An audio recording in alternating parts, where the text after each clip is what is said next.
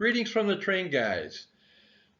We're going to provide you with the opportunity to have a presentation on the Pennsylvania Railroad and specifically the Pennsylvania Railroad's history as well as its history in Elizabethtown and Lancaster County.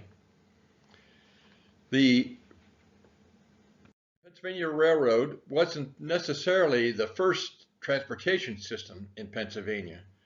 The canal system dates all the way back into the 1700s, and in most cases, the system was well established by 1826.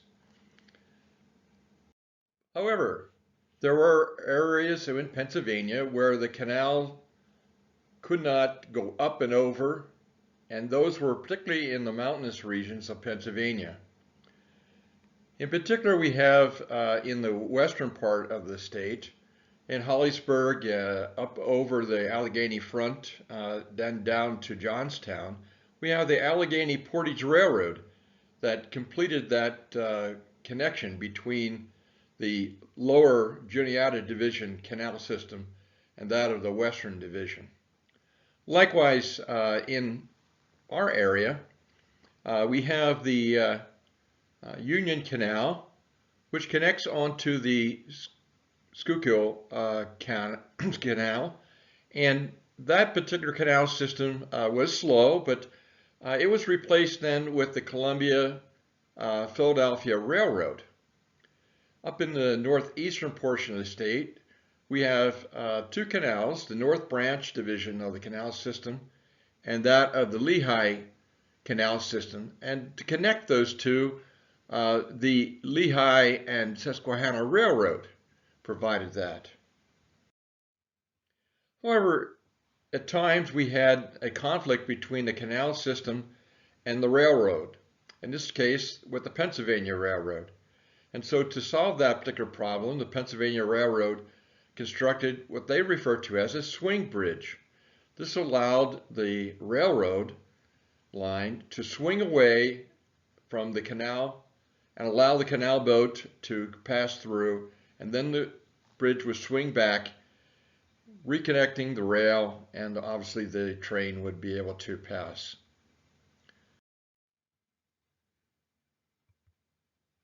So the history in terms of the Pennsylvania Railroad, and particularly the railroad here in Elizabethtown area, we have the first charter granted by the Pennsylvania legislature in 1832 to the Portsmouth, now known as Middletown, and Lancaster Railroad Company. It took them 3 years to actually design that and start construction, and the construction lasted for another 3 years. Finally, the line was put in service in 1838. This is the line that presently runs through the Star Barn property and the historic railroad that is operating on that line. Again, the original railroad bed, and then of course new trackage that has been installed. But that line had to traverse many valleys and ridges, and in Elizabethtown we have the opportunity for that to swing around that ridge on the western end, and then coming down through Elizabethtown at grade, crossing the streets of High Street and Bainbridge, but then coming to the large ridge on the east side of town, and there the passengers had to disembark from the train, get onto horse-drawn carriages, which took them around and up and over the ridge to the far side, and then an awaiting train then to climb aboard and on to Lancaster. However, to circumvent that particular ridge, a 850-foot long tunnel was drilled, and this tunnel became known as the tunnel associated with the cemetery, now known as Mount Tunnel Cemetery. And this allowed the train to go straight on through without having their passengers to disembark. However, also in 1846, about 10 years later, the legislature of Pennsylvania allows the Pennsylvania Railroad to be chartered. And they construct a line from Harrisburg to Pittsburgh. At the same time, the state back in early 1800s did construct that line, as I showed you with a canal system, from Columbia to Philadelphia. But in 1857, the Pennsylvania Railroad acquired from the state that particular line, and now they had a line from Harrisburg to Pittsburgh, and they had a line from Columbia to Philadelphia. So there was a disconnect to be able to go from from Pittsburgh to Philadelphia. So in 1860, the Pennsylvania Railroad acquires the Harrisburg, Portsmouth, Mountjoy, and Lancaster Railroad. And this allowed that particular straight run from Pittsburgh to Philadelphia, Philadelphia to Pittsburgh. This is a actual certificate of the Harrisburg-Lancaster Railroad Company. Again, this is the same one that ran from Middletown through Elizabethtown to Mountjoy and on into Lancaster. Also, later on, we have the Pennsylvania Railroad constructing various elevated lines so that they can eliminate the at-grade crossings. That started in 1899, and so the embankments that are there in town today were in fact the new line, and that eliminated the at-grade crossings at Bainbridge Street and at High Street. In 1938, the Pennsylvania Railroad electrified its lines, and the picture shown here is the GG1 with its pantograph up and getting its electric power from the overhead lines. Well, what would be the future for the Pennsylvania Railroad? Well, unfortunately, by 1957, all the steam locomotives were removed from active service.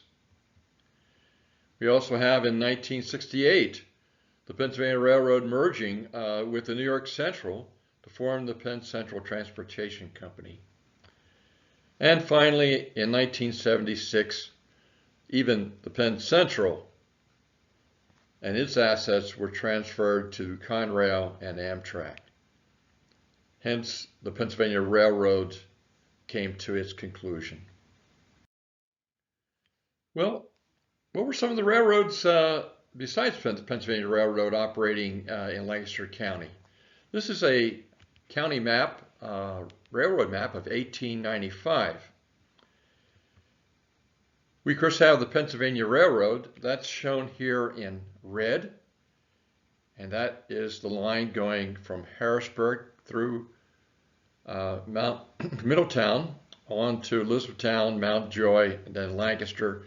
From Lancaster on down into Gap, and then from there on into Philadelphia. There was also another line that ran across from Lancaster down into Columbia and over into York County, and another line from actually Lancaster up into Leola, or following Route 23 into New Holland, and then on down into Downingtown. There's also the Reading and Columbia Railroad. This is shown here in blue, coming up in here from Reading on down into crossroads of the Pennsylvania Railroad at Landisville, and then on down into Columbia.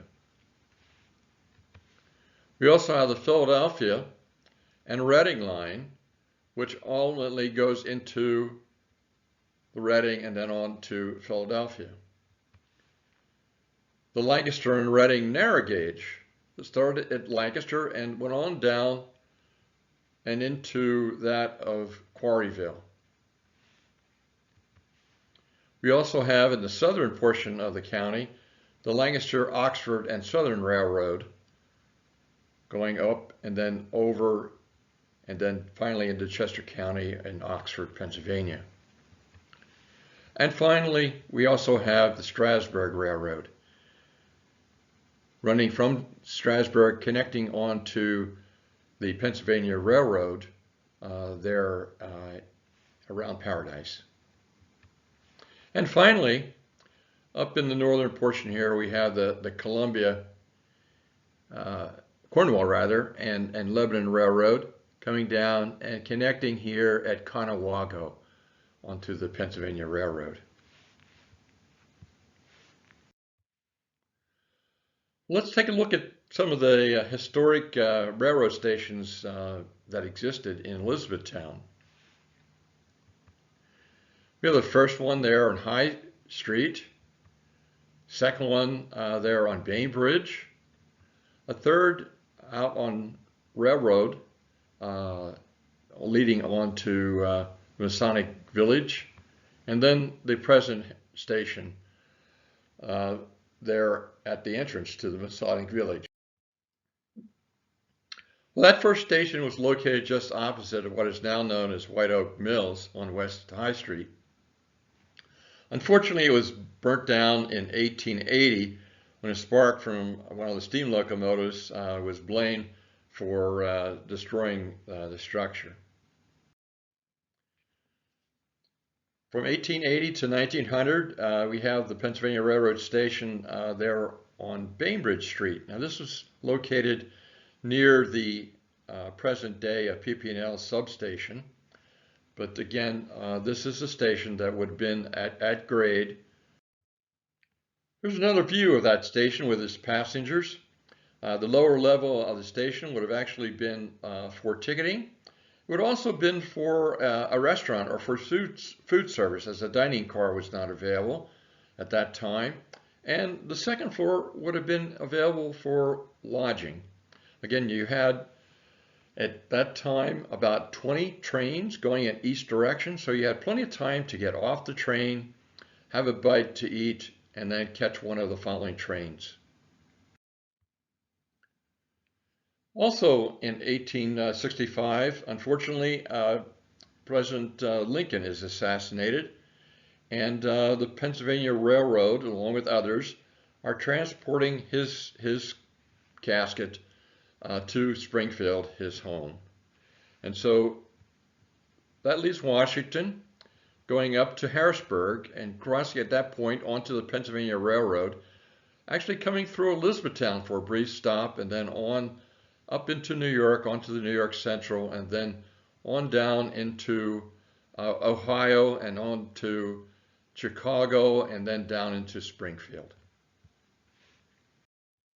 This is an actual photo of the train. As you can see, it was highly decorated, both in banners as well as a well-guarded car, which contained the casket and the remains of the president. It stopped in Elizabethtown briefly. You can see here at that time, this is Bainbridge Street, and we're looking to the locomotive that is coming across at grade, and then of course in the distance is coming a horse-drawn carriage. Over here on the right side is the Pennsylvania Railroad Hotel, and again we have the opportunity to see how life would have been in 1869. Well, also on that at-grade line was the Railway Express Agency. This was the UPS of its day, and unfortunately this structure existed all the way up to about 10 years ago when the borough demolished it as part of its renovation program for the present station. Here's a picture of the inside. It would have been an office carrying packages. One of the primary customers would have been the Elizabethtown College, which would have received daily packages from the Railroad Express Agency office. We also have our third station. This was again as you come through the underpass at High Street and you turn onto Turnpike Road heading to Falmouth. As you would go and make that turn, you would look up and there would be the station right above you. That station was the typical Pennsylvania Railroad station.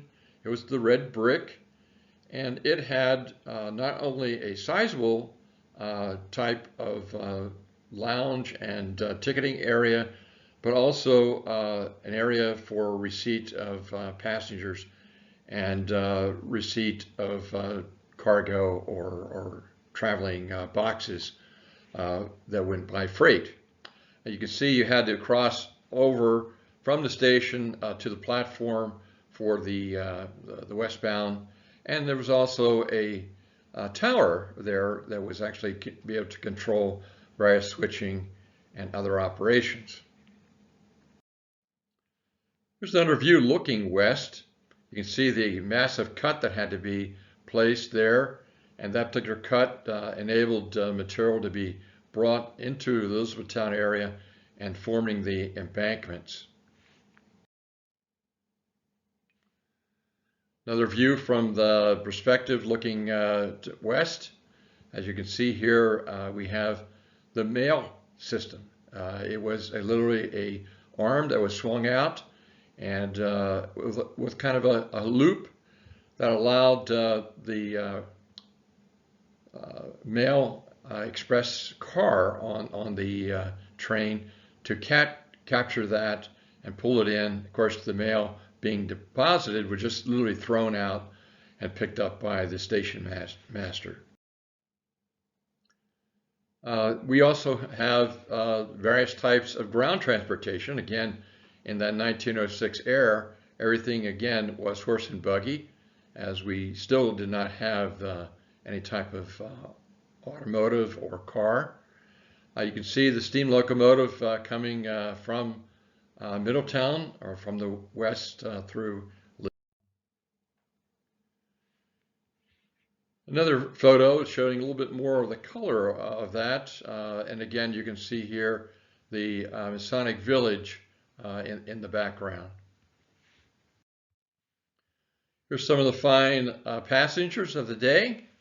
As you traveled by train, you traveled in your Sunday best, not in your holy jeans or other work clothes, but you looked like you were an elite or a person of wealth. The railroad also had to be maintained. As you can see here from the picture, this was the Elizabethtown maintenance crew, or what was referred to as the Gandy dancers.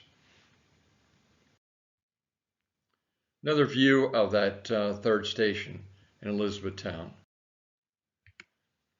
In 1915, we have another special event coming through Elizabethtown, and this was the anniversary of the Liberty Bell. Liberty Bell was traveling by the Pennsylvania Railroad on a special car, and that would come to Elizabethtown. You can see that practically everybody in town showed up waiting for that particular train car. This is the actual car, and the Liberty Bell, as it came to Elizabethtown, made a brief stop there to allow everybody to view that. Again, some of the individuals, ladies of the day, waiting for the train, as you can see again in their best clothes for their Sunday travels. Then we come to our fourth and present station, actually built in 1915. And this particular station is very unique in that it is not constructed of any of the typical Pennsylvania Railroad red brick, but rather a stone structure. Now, we have the station of 1906 still in operation, but only a few years later, approximately that of 9 to 10 years, we have this new station. This station actually is negotiated between the Masonic Village, who now comes to town to establish their retirement complex. But instead of having a rather substantial walk from their entrance all the way up to High Street and then to the station there, they go to Philadelphia. They talk with the president of the Pennsylvania Railroad, who just by chance happens to be a Mason, and they offer him a deal. That deal is that they'll build him a new station of their same material that they're using for their structures, and they will build that right across from the main entrance of their village. Pennsylvania Railroad president accepts the offer, and in 1915 the station is opened. It then continues to operate, and that then is renovated here about 10 years ago, and the station is now fully renovated to its original construction. However, some modernization has been provided to that. Here's a view of Elizabethtown in that 1915 era. You can see that town was populated, but certainly not to the extent it is today. But it had the opportunity to grow predominantly along High Street and Market Street. Also, in World War I, we have another special train coming to Elizabethtown, and this was the Buick Special. Buick Manufacturing, which was located near Santander Bank is today, or where the Burr is building their new maintenance facility. That was a very large manufacturing company. It mostly produced farm implements, but during World War I, it produced various implements to assist the soldiers in their battle. Let's take a look at some of the stations that existed along the Pennsylvania Railroad lines. And we're going to first start at the west, near Falmouth. And you can see there was a rather moderate wood structure that served as a station for passengers to embark upon the railroad, Pennsylvania Railroad, heading south. It would pass then to Bainbridge, and you can see the structure here is a little bit more sturdy in that it is made out of brick, and that it also is along the Susquehanna River. Unfortunately, we have ice jams, and with that flooding, and the station periodically did flood, but it did survive, and it did survive so that it was able to maintain its presence all the way through that era. We go further, we come to Conewago station. That particular station, again, was a connection between the Cornwall-Lebanon Railroad and the Pennsylvania Railroad. It also served an important function during World War I. As you can see that Mount Gretna was a camp for the National Guard.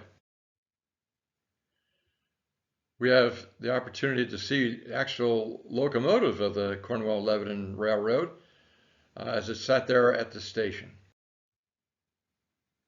Well, further beyond that of Bainbridge, we come to Shocks Mills, going south. And that particular station is no longer there, of course, but it was a station, again, constructed of wood. It also had a tower, and the tower obviously controlled switching and various trains on the line.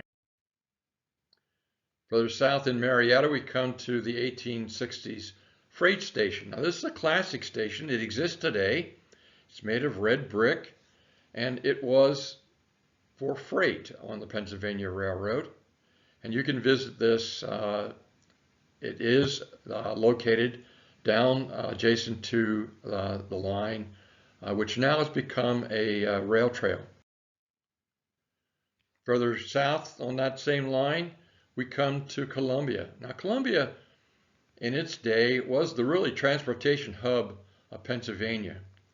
It not only served the Pennsylvania Railroad, but also the Reading. And of course, it was part of the canal system before that. And it also provided the opportunity to have bridging across the Susquehanna into York County. This structure also is unique because it's made of stone. It does exist today. And in fact, you can go down to Columbia and actually have an ice cream. There is an ice cream parlor located here on the south end of the railroad station. The structure to the left here is the freight building. It's no longer there. A parking lot exists. Further south beyond Columbia, we come to the village of Washington Burr. And as you can see there, we have a freight station. The predominant traffic again would have been a freight line here on the main line going south through Lancaster County. Let's go over to the main line, and we've gone from Elizabethtown, and we're now going east to Lancaster and then on to Chester County, and then beyond that to Philadelphia. So we come first, after passing through Elizabethtown, to the town or village of Florin. Florin, as a incorporated body, doesn't exist today. It actually merged with the borough of Mountjoy, but at that time, in the early 1900s, it was its own borough, and it had its own Pennsylvania Railroad station, the typical Pennsylvania Railroad station of the era with the red brick and the single story. Of course, because of the grade separation, if you are traveling to Mountjoy, as you cross the railroad line there on Main Street, it has the rubberized track passage, but that line not only crossed the main street, but then went over to the, in essence, the north side of town. But then when the grade separation was completed, that line continued to serve the businesses of that area on the north side of town. But a new station had to be built because of the grade separation, and that station is the station that's shown here in the photo. Unfortunately, that station was then demolished, but to actually access the train, the platform, and then onto the train, you actually had to come down the stairs to the platform for the westbound, and for the eastbound, you had to go over, cross over a pedestrian bridge, and then down the stairs and onto the platform for the eastbound.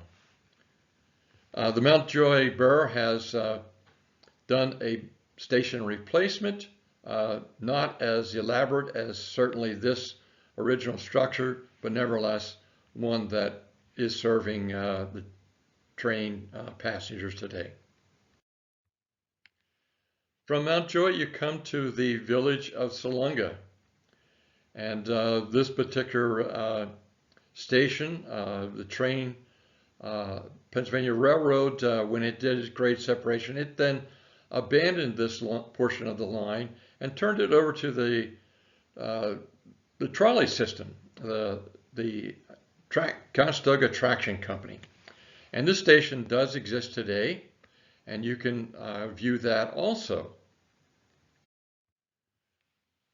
Going a little east from there, you come to the village of Landisville, and actually the intersection of the Pennsylvania Railroad and the Reading Railroad. This structure does exist today. It was a very modest structure for the era, serving a passenger station there. But this is another photo of that intersection of the two railroads. You can see that the Reading had a very elaborate station. Its station is here on the right side of the photo. The tower also controlled that intersection. And of course, the Pennsylvania Railroad having its modest station there on its line. Downtown Lancaster, the original station was there where we have the Red Rose Transit multimodal station there. And that particular station was downtown, and therefore to access the station, the train actually had to back in and then come into the station, receive its passengers, and then travel out on that spur onto the main line and then proceed from there. Well, in 1928, that particular station was abandoned for the new station that exists today. That station also has been recently remodeled, and that particular station is a classic for the Pennsylvania Railroad.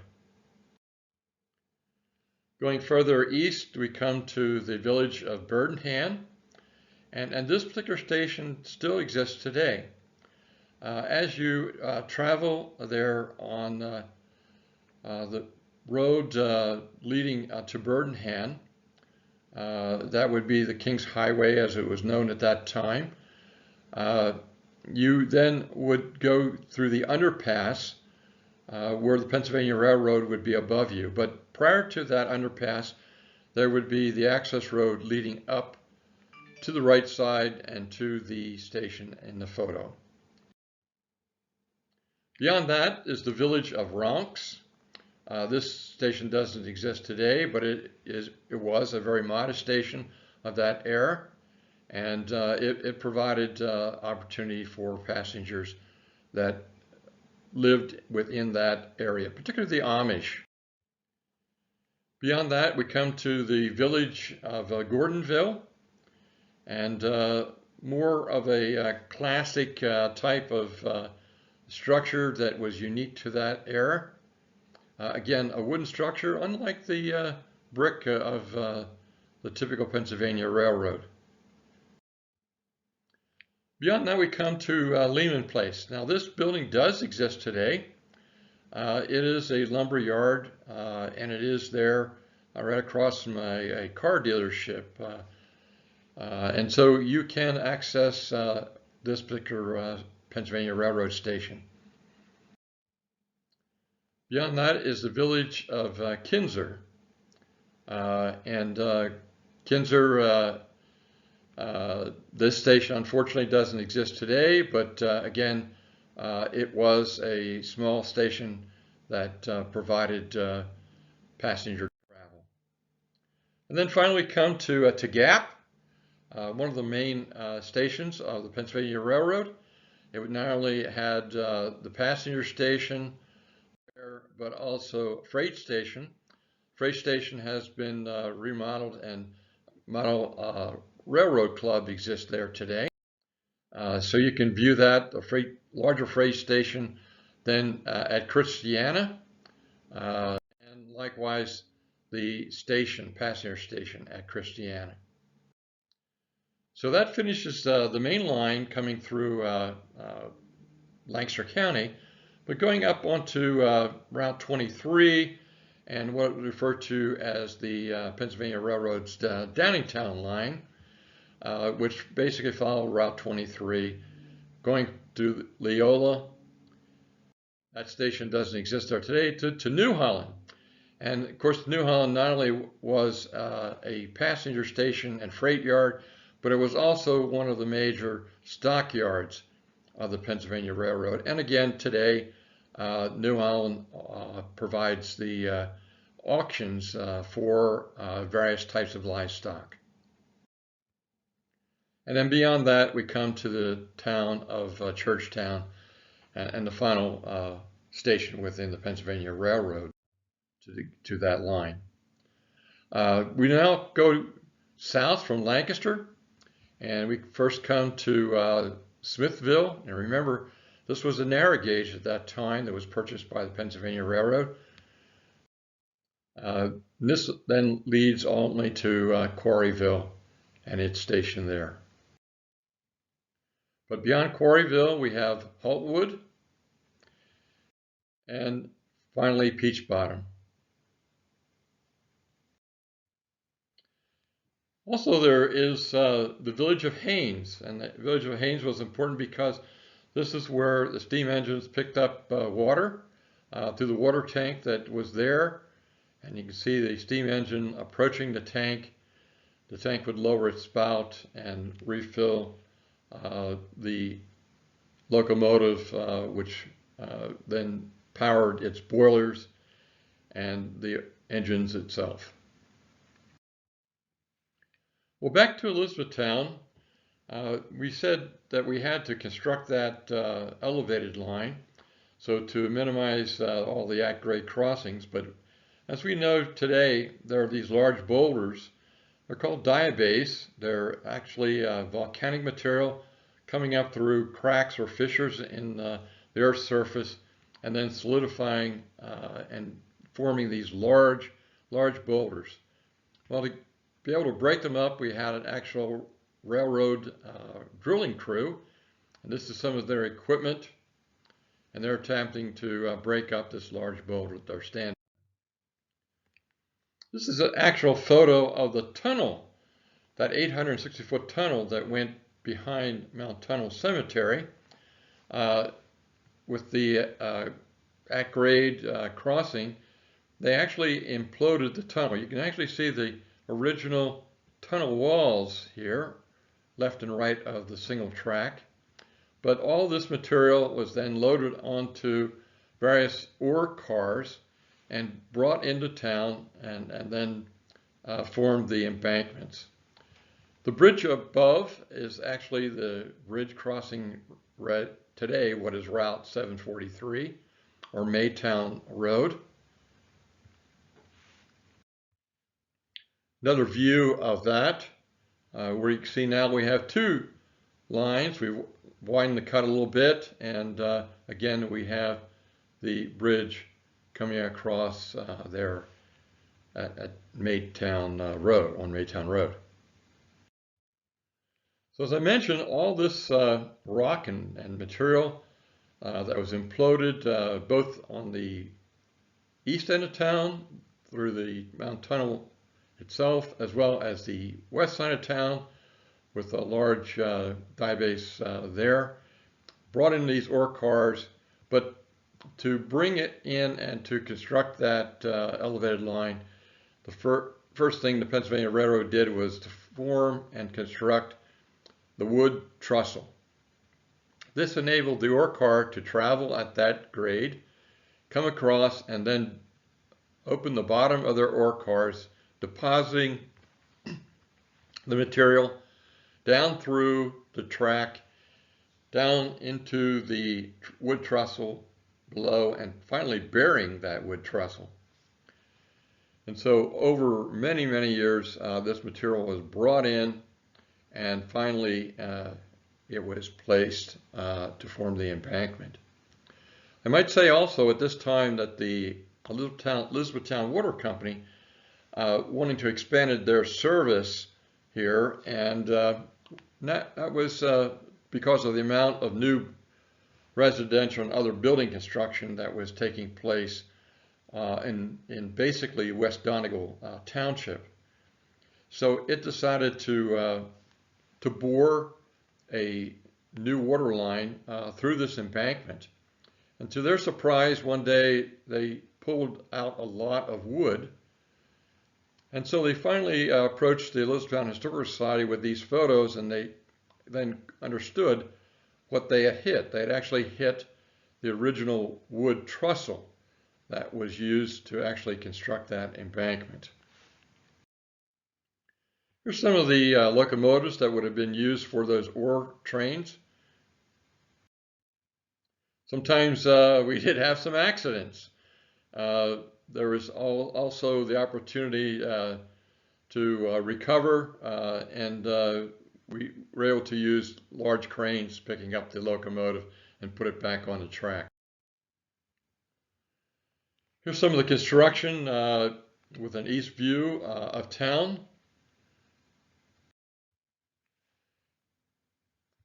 This is that second track, as I mentioned before. The excavation was by imploding or by dynamiting that material, mostly which was the diabase boulders, and then scooping up that material with a steam shovel and placing it onto the ore car train, taking that into the embankment area. Here's another photo of that on the west side of town. What was Hollinger's farm, now part of the Star Barn property. You can see from this, again, the difficult excavation. Again, these are those large dye-based boulders, and of course the steam shovel here working to excavate through that material. Another picture of that large piece of equipment, very heavy piece of equipment, obviously, to be able to scoop up that rock material and place it on the ore cars. This is a photo of the construction of the underpass or bridge at West High Street. These individual blocks were actually pre-measured and then cut in the Pennsylvania Railroad's quarry outside Johnstown. So here we have just a shorter type of embankment, so we can't use a tunnel, so we have to bridge it across to get that clearance. So this particular bridge is being constructed, and remember that we also had at this time the third station, which was over here, again with the elevated line being constructed. We then come to Bainbridge Street, and because now we have a higher embankment, we now have to construct a tunnel. And again, much like the embankment, or abutments rather, there at High Street, we have this also pre-measured and actually cut and numbered and brought to Elizabethtown and then reassembled here at this location. Up here in this far corner is a special commemorative plaque to the Pennsylvania Railroad's chief engineer, Mr. Brown. Hence Brown Street, which runs over here past what is today M&M Mars, was named in commemorative to him. Well, also we had individuals that didn't have the ability to pay, but also were looking for a free ride on the railroad. They were obviously referred to as hobos, and like most towns, Elizabethtown had its hobo camp. That camp was located near Hackman's Roofing Company. It's where the Canoy Creek crosses underneath the embankment there on Bainbridge Road, and behind Hackman's Roofing Company. And those individuals were ones that lived in the camp and then traveled from town to town as they wish. By the way, the word hobo is actually a contraction of two words, homeward bound. Unfortunately, sometimes those dye-based boulders did come down, and unfortunately the train was not alerted enough time for it to stop, and it would crash into some of the boulders, and we did have a few train wrecks. Another slide of the dye-base coming onto the track. I might say that today Amtrak has placed steel reinforced netting to prevent those boulders from coming down onto the track. So as you would go Bossler Road and cross over the main line of the railroad, look west, and you'll see that wire mesh reinforcement. Unfortunately, also we had a train wreck there at the Conowalgo station, and that train locomotive actually is located here, laying on its side, as well as the various freight cars that were part of that.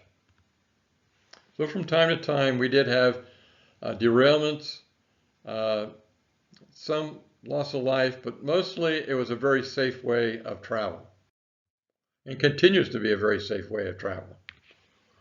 Well, this is the Pennsylvania Railroad system. At the time, and it continues to be, one of the largest corporations in the world. It had more employees than any other company of its day, and certainly of its era even today. So again, we start here over in the Atlantic Ocean area,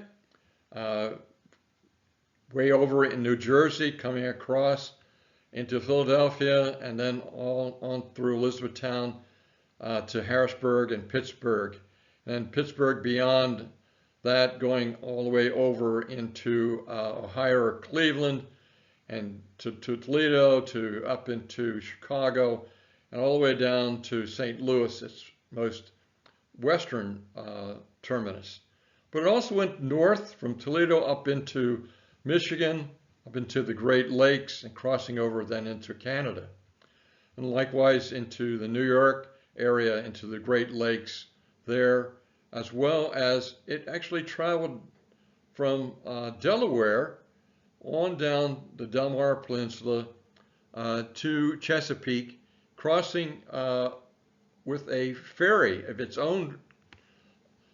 Pennsylvania Railroad actually had a ferry system, and it allowed those boxcars to slide onto trackage on the ferry, and then crossing over the mouth of the Chesapeake Bay to that of Norfolk and Virginia Beach, and on to Hampton Roads and the complex, military complex that existed there. This happens to be an interior photo of one of the major stations of the Pennsylvania Railroad. You can see again that we have the individuals in their Sunday best buying a ticket, but also we have the red cap. This was the Pennsylvania Railroad individual who provided the opportunity for carrying bags for people. If you were a monthly commuter by train, you also would purchase a Pennsylvania Railroad monthly commuter ticket. You can see here that there are 30 punches, or capabilities for 30 punches, so you had the ability to travel each day to work and then coming from work back home. This happens to be passed in 1932.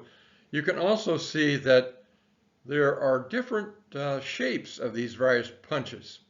Each Pennsylvania Railroad conductor had his own unique punch. So you as a conductor, if there was fraud or there was abuse of the system, they would be able to tell who actually punched the ticket and therefore be able to discipline that individual. So as you find today, looking at this ticket, you will see that there are possibly as many as 6 or more different types of conductors or punches within that monthly pass. And so finally we come to the end of our journey, or for you to possibly jump on board and follow this history through other exploring opportunities. So I do thank you on behalf of the train guys for participating in our presentation, and look forward to hearing from you either by email or by other means. We look forward to having our train holiday display back in December of 2021, and we would look for you to come and visit us at the lower level of the library. Thanks again from behalf of the train guys.